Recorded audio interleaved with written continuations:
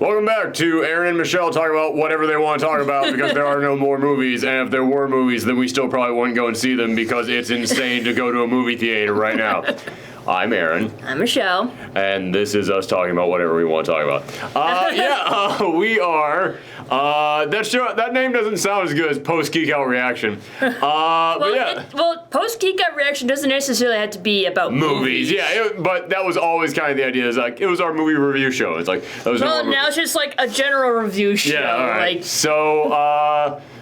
We are talking today about Close Enough, which is the new show from J.G. Quintel, who you guys might remember as the guy who created Regular Show, which was this big hit over on Cartoon Network for several years. It was a big hit because it's like, it's on Cartoon Network, but it's kind of aimed at 20-somethings, and like, don't get me wrong, there's a lot of shows on Cartoon Network that are aimed at like all audiences. Like, you don't have to be any particular age to enjoy these. Like, Craig of the Creek is definitely aimed at kids, but we've watched a couple episodes of that. And it's like, oh my god, that thing is adorable and it's super fun no matter who plays. Like Regular Show is definitely named. But Regular Show, like I can picture a lot of kids watching Regular Show. Like, what are they talking about? Yeah. Like, when you're older. That show was definitely aimed at like 20-somethings, and this is his newest show, which is definitely aimed at like 30-somethings. And it's so.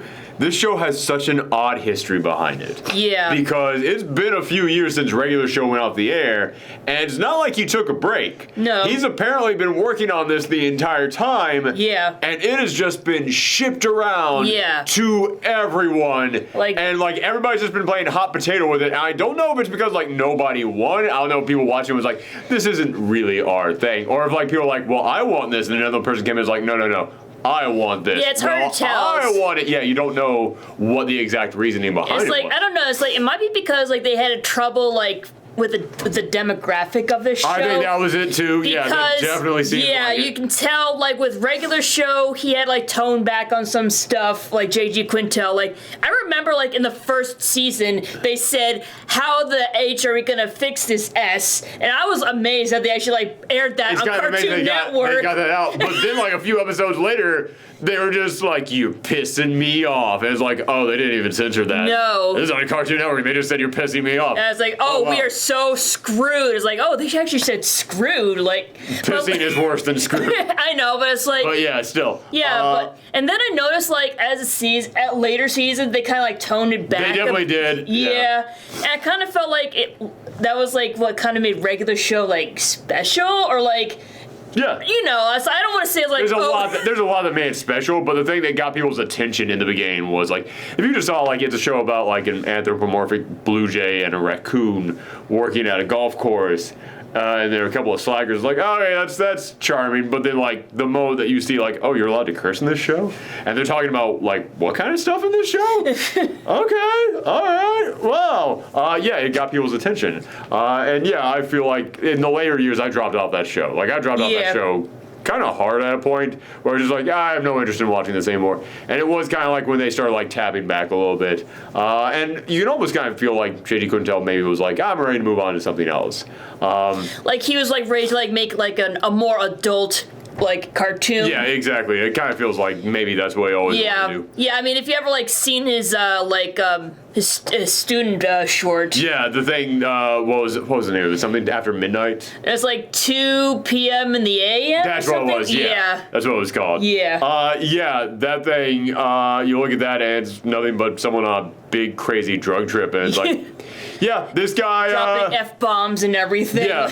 You kind of get that feeling that this guy was how did I end up on Cartoon Network? But we're talking about his new show, Close Enough. As we said, it had been in the works for a long time. And I remember seeing last year, someone on YouTube made a video about upcoming animated shows that they're looking forward to. And they were talking about this thing, and there was video clips of it that were already available. And again, this was last year. Yeah, and it's just still okay, checking the clock on that one. It was supposed to air on TBS or something. Apparently, the last I heard is that TBS, they were the victors. They were the ones who came out and was we've got the rights to the show. It's going to be on TBS. And now it's on HBO Max. And when we got to the end of the episode, the Cartoon Network logo came up. Yeah. And we just looked, and when that happened, both of us looked at each other like, wait, what? So I can only assume that apparently this was going to be on Adult Swim at some point, and then they're like, no, we're gonna put this on TBS. And eventually somehow it ended up on HBO Max, and again, we don't know if it's because nobody wanted it or if everybody wanted it. So it's very interesting. I'd be very intrigued to see like director commentary and just him talking about it. I was like, yeah, we had to do this. But what this show is, as we said, regular show for anybody who didn't watch it, it was about two slackers in their 20s working at a golf course, but everybody was like an anthropomorphic animal, and something. Anything, yeah, an inanimate object that's been brought to life, and it's talking like their boss was a talking gumball machine. And like the slogan was regular show, it's anything but. Yeah, so exactly.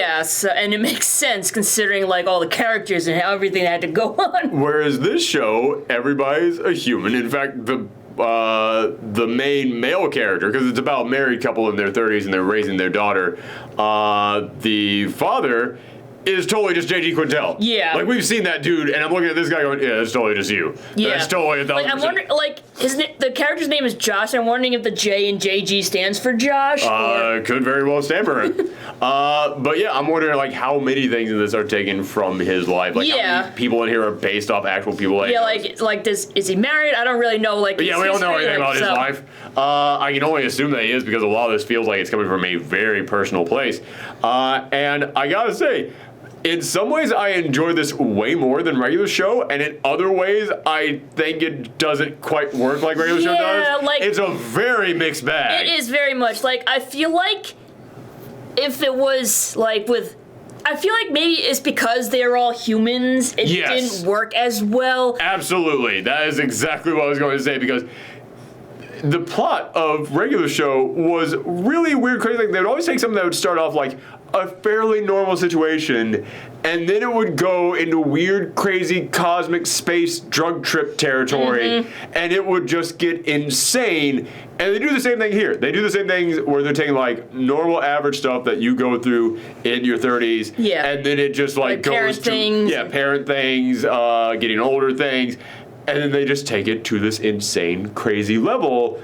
And the fact that it's like regular human beings doing it makes it just feel odd. Not bad, but it never quite feels like with regular show, you can like get on that wavelength pretty easily.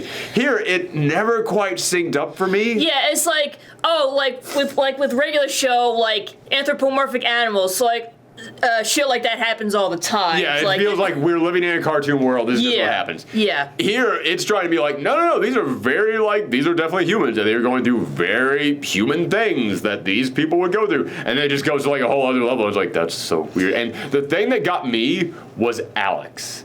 The character of Alex is the one that got me, because Alex in so many ways kind of acts like Rigby in regular, like he's not just Rigby copy and pasted. No, definitely not. Not at all. But he is the best friend to Josh, who is voiced by J.G. Quintel.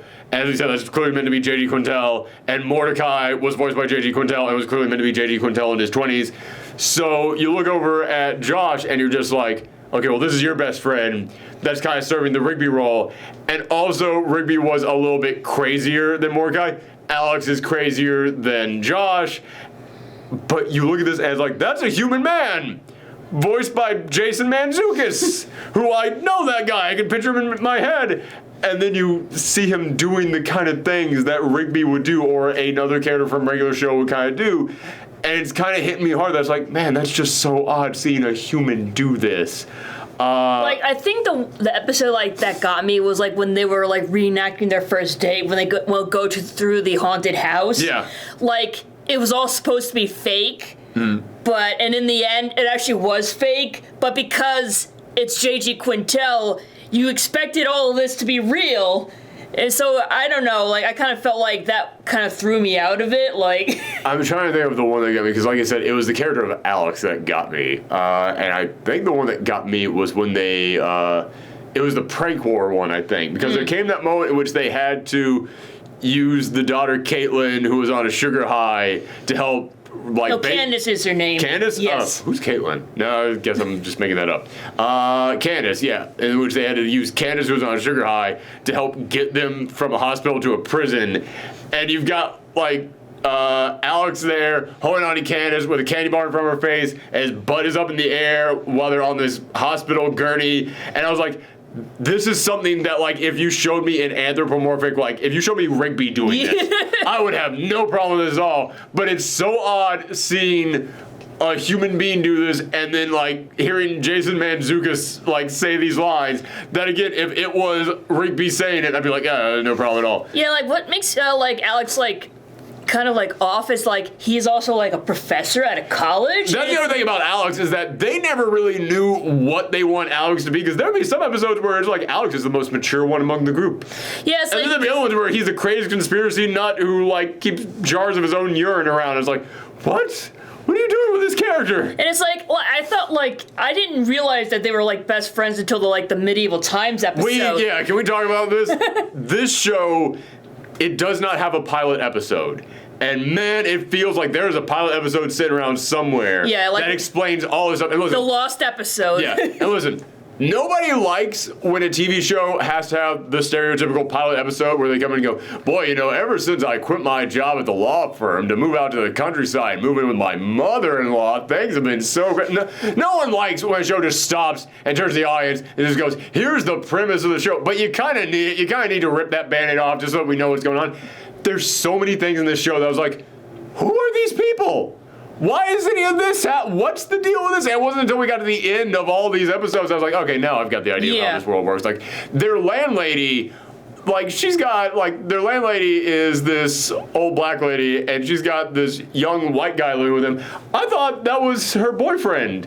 And then, like, a couple episodes later, that guy shows up and goes, yeah, my mom went off to some spa. And I was like, oh, okay, so we're going to meet his mom. And then it turns out his mom is the old black lady. I was like, okay, sure. I seriously thought that you were, like, the boy toy, just, like, living with this old lady. But no, they're mother and son. Okay, then cool. And then he's, like, talking in, like, the middle of the episode. He just casually brings up, like, Mom, back when you were a cop, I always used to worry about, wait, she was a cop? I didn't know that this entire time, and we're halfway through the season right now. There's so many bits of information on these characters that you do not get until they just they actually do casually put them into conversation. But again, in regular real conversation, you wouldn't casually just bring up something about you wouldn't just stop and turn to the audience and tell the audience what the deal with someone is. It would be one of those things where it's like, oh yeah, just like 2 weeks after knowing this person, you would hear them casually bring something up. That's kind of what this is. It's like, that doesn't quite work for a TV show. I can't believe these people I don't know anything about you people. And it's funny because, like, if regular show ever did something like that, you just, like, go along with it. Yeah, exactly. Because, like I said, that was another one that got me, is when they had to, go to that spa to get his mom back. Because I kept looking at it as you had Alex and Josh, they had to strip naked to get into this thing and run in there, and then at the end they hug and they just go, road trip. And I was like, if that was Mordecai and Rigby doing it, I would have no problem. But it's very weird to see this human, who again, Alex is sometimes he is portrayed as being the most mature one of the bunch. And you look at that guy when he's portrayed like that, why on earth are you stripping naked and so happy to be road tripping with this guy?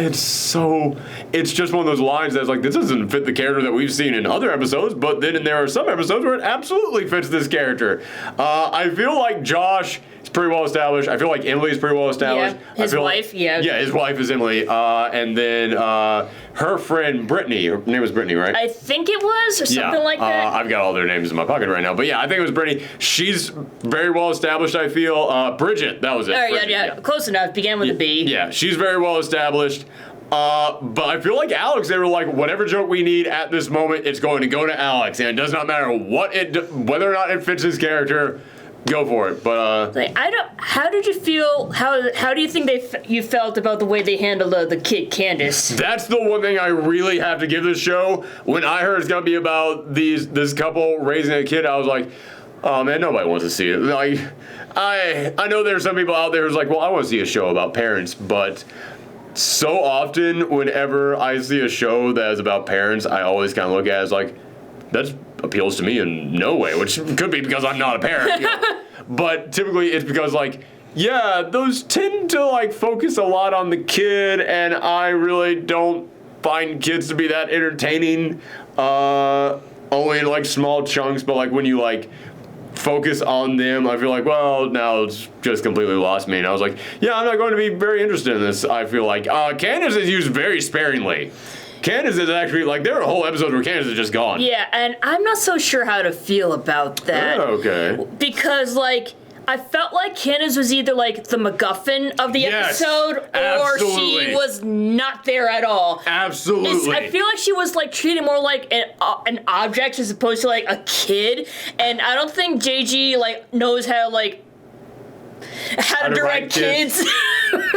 I feel like I can agree with you, but I also kind of feel like JD's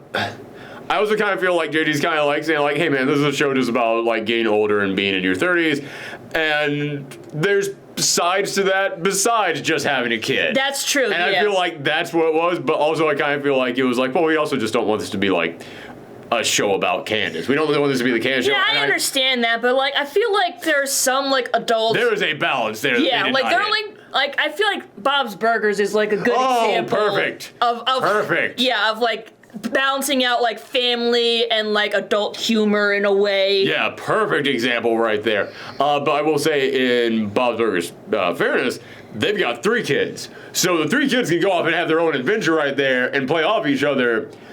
Candace is all by herself. Yeah, and she's like, what, like 5 years old? Yeah. Like something like that? So she's even younger than the kids on Bob's Burgers. So I kind of feel like, I feel like they wouldn't know what to do with Candace in these type of stories. If Candace was like, 10 or something, then it's like, all right, Candace can, like, get in on some of these jokes, and, like, every now and again they would give Candace some pretty good jokes that play along with the theme, like where she's reenacting Training Day. Mm-hmm. I was like, okay, that's not bad, but yeah, a lot of times, like we said, she is just kind of the MacGuffin in there. We've been talking a lot about this show, like, not quite reaching, like, the right, not tone, but balance. Balance is the word we've been using a whole lot. I think another reason why I think this show kind of has, like, problems hitting a balance with anything is because this show, every single episode is only 15 minutes long, just like regular show was. Mm-hmm. But with regular show, every single episode was this. It was this story. This show, almost every single episode has an A story and a B story. Like, I think there's literally only, like, 2 episodes in this entire thing where there is no B story. Every single episode this season had the A plot and the B plot. And so essentially you take this thing that's already half the length of a regular TV show, and now you try and divide that into 2 different stories. And I think that's another problem with this show. And it's not always a problem. There are indeed some episodes where I think they're able to pull it off.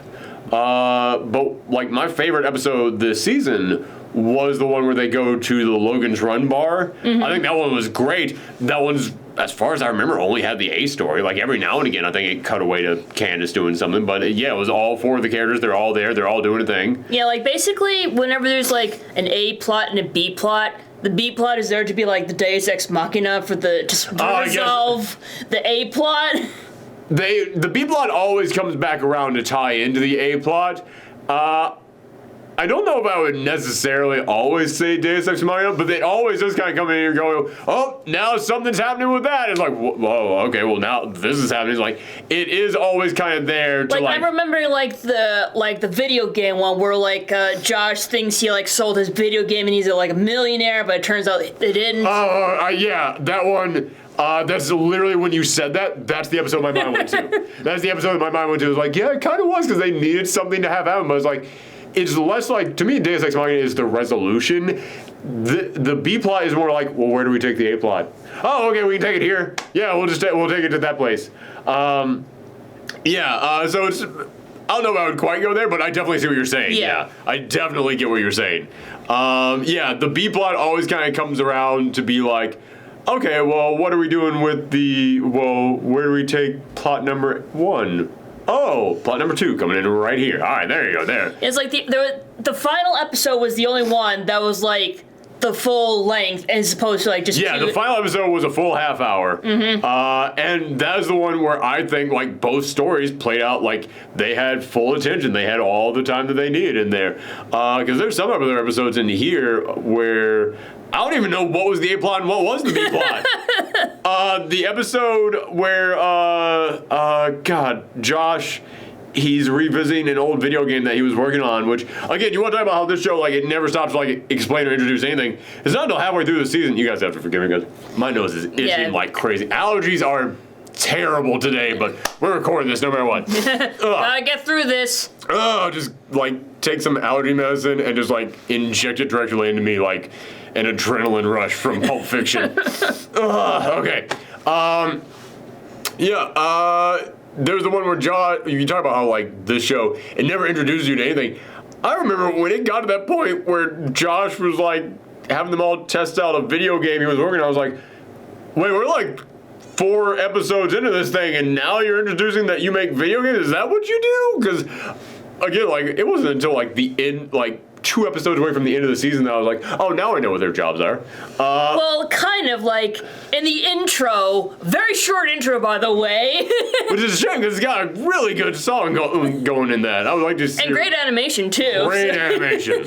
But yeah, like in the intro, like you see Josh and Emily like kind of bump into each other. If you notice, Josh had like a laptop and a controller, and Emily had a guitar. So it was like, oh, he does stuff with computers and or video games, and she's a musician.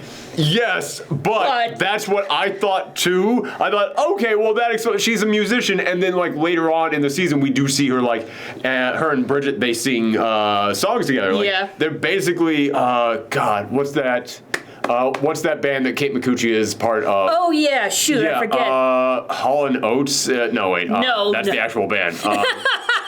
Oates and Garfunkel is what yes. Yeah, that's the name of their band. Oates and Garfunkel. Yeah, they're kind of like that. And I was like, okay, so that's what she does for a living. And then, like, 2 episodes away from the end of the season, it's revealed, like, no, it's kind of more just like a hobby. Like, that's kind of like a side job that she has. She actually is an assistant to this guy who runs this big, massive corporation. I was like, it really feels like we should have known this much earlier on. And then, like, you see in that episode where you see that Josh is programming a video game, the next episode, it's revealed he's at, like, Geek Squad for a Best Buy. I was like, okay, so programming video games is your dream, but you actually work at a Best Buy. Probably should have introduced me to the Best Buy before introducing me to you wanting to make video games, because now I think that's your main job. Yeah, it's just so odd how it introduces things in here. It really did need that pilot episode to come in here and just explain this stuff out.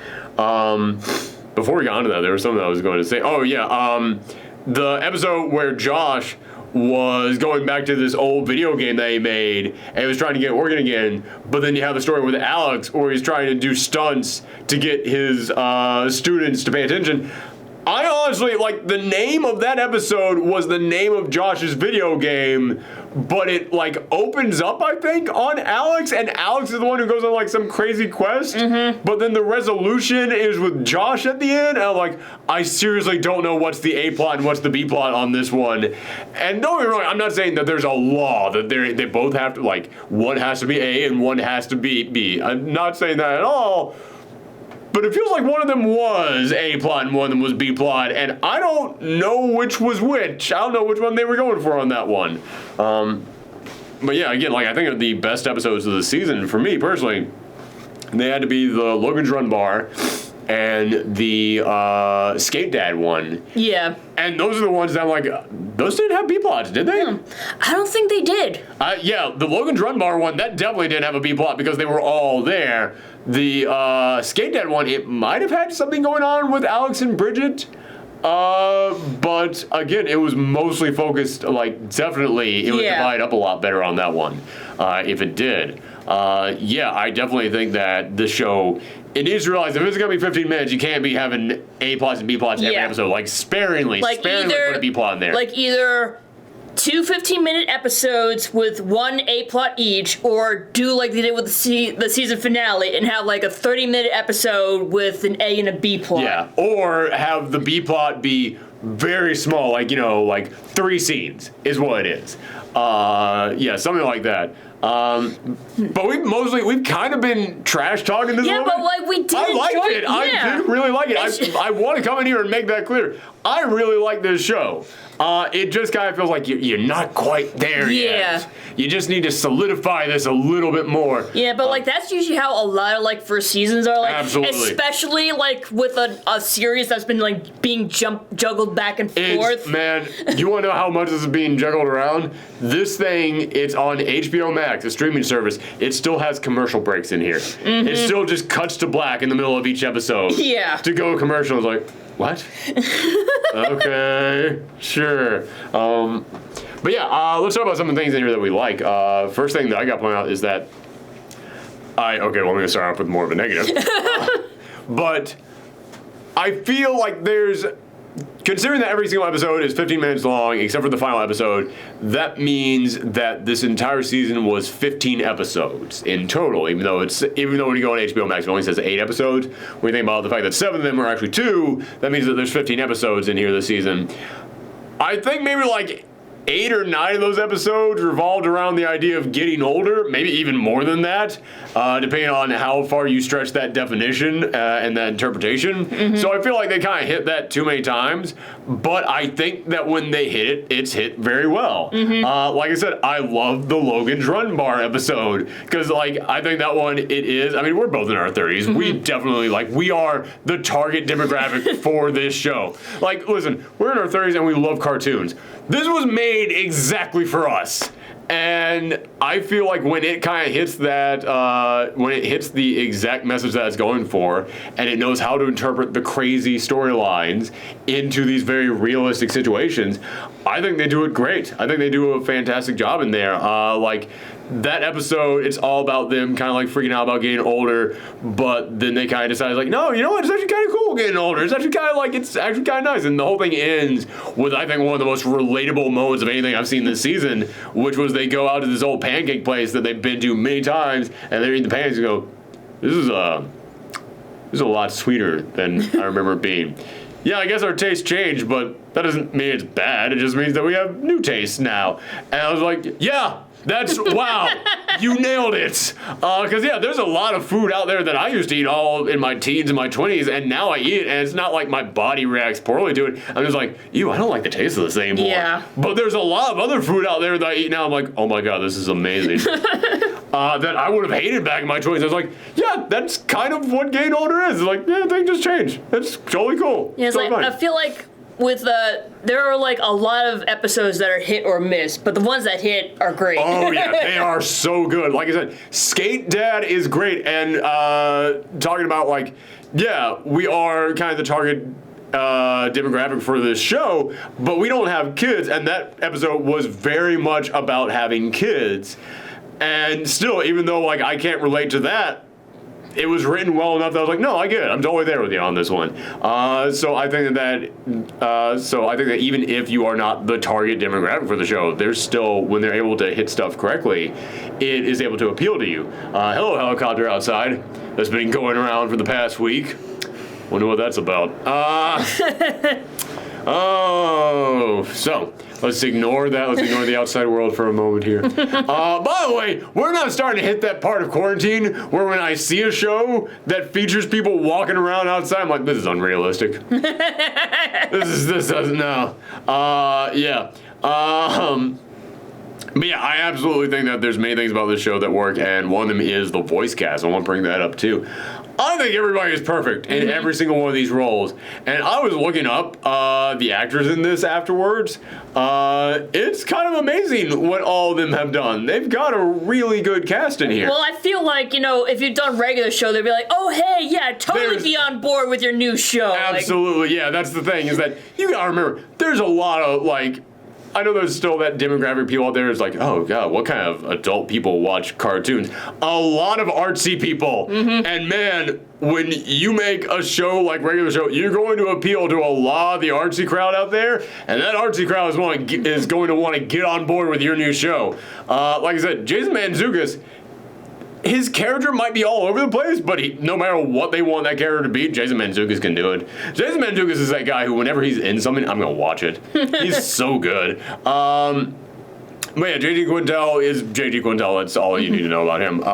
But Bridget, the entire time I kept looking at Bridget going, okay, who are you? Because I've definitely heard you before. I've heard her in a lot of stuff, actually. She is Lena in DuckTales.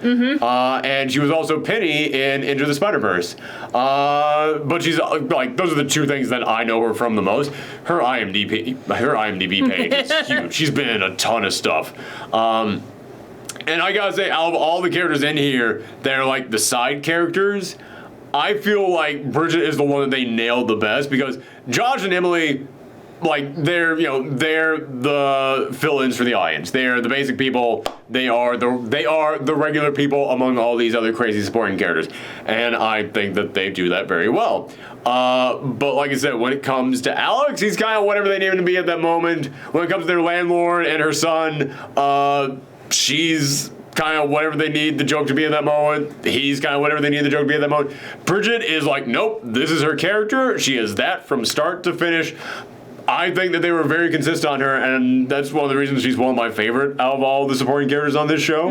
I think that all of her jokes hit very well. And I really want to see more episodes that kind of focus on her and Alex because, again, you're talking about how this show, there's no pilot, there's no anything. When they mention that they're divorced, which in all fairness, that they do mention that in the first episode, I kind of looked at it like, okay, what's your backstory? What happened there? And you get little bits of that throughout this. I do actually think that they do a great job of balancing their divorce relationship in here. But I'm like, okay, well, Alex was Josh's best friend, and Bridget works playing music with Emily. So did you two know each other and then they hooked up? Did you two, like, know each other through Alex because Alex knew Josh, and then that's how that happened? How did that happen? Like, I want to know more about the backstory of these characters. But yeah, I think that Bridget is great, and I definitely want to see more of her and Alex.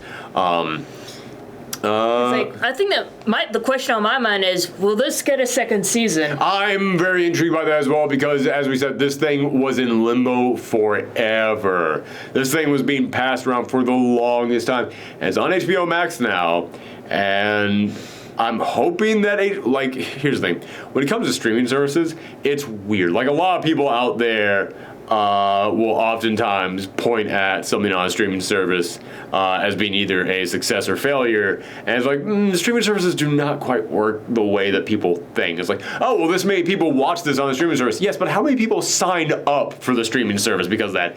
That's what really matters on this. And how many people are likely to return to this on the streaming service? In other words, continue to subscribe to the streaming service for this sort of thing. Like, that's the stuff that decides success or failure when it comes to your streaming service. Like, apparently, from what I understand, Doom Patrol is apparently, like, HBO Max is saving that thing. Because apparently a lot of people have been watching that on HBO Max. But with this show, like, even if a lot of people watch it, are a lot of people going to return to that thing? Who knows? It's a very weird situation. Because I would like it to get a second season just so it can, like, get its shit together. Yes. And also, like, the moment that you put this, like, go, okay, well, this is no longer going to be on specifically on TV. This is going to be specifically on the stream. So we don't need to limit ourselves. Yeah, exactly. Because I think that's, like, the main issue with, like, JG Quintel. Like, he likes to go to, like, extremes, like, with, like, nudity and profanity and stuff like that. But, like, you can't really do that all the time on, like, cable TV or anything. Which, in all fairness, I am actually amazed by how many things they got away with in here. Like, didn't they say shit a couple times in here? They might have, but I don't know if that was, like, when they no longer were working with TBS or, like... No, I've seen some stuff on TBS that says that, so they probably were. Yeah, I think there's, like, a law or, like, a rule saying, like, you can say shit after 10 p.m. or something like that. On primetime television? On primetime, yeah. On cable, you can say it whenever. Yeah. That's the thing. On cable, there are no restrictions, so it's always odd to me how many cable networks are like, well, we gotta be afraid of the censors in here. It's like, no, you don't. No, you're totally free from that stuff. Sorry, our dog is asleep right next to me. Like, that's adorable right there. Yeah, I do want to see this, but like when I'm talking about like being free of restrictions, like I'm not even talking about like worrying about censors and stuff. I'm talking about like, okay, one episode is 10 minutes long, one episode is 20 minutes long. This episode goes on for this amount. Like, I don't want this guy to be restricted by time limit anymore, because as I said, I think that a lot of these episodes, they got the A plot, they got the B plot, they do not fit within a 15-minute show time length.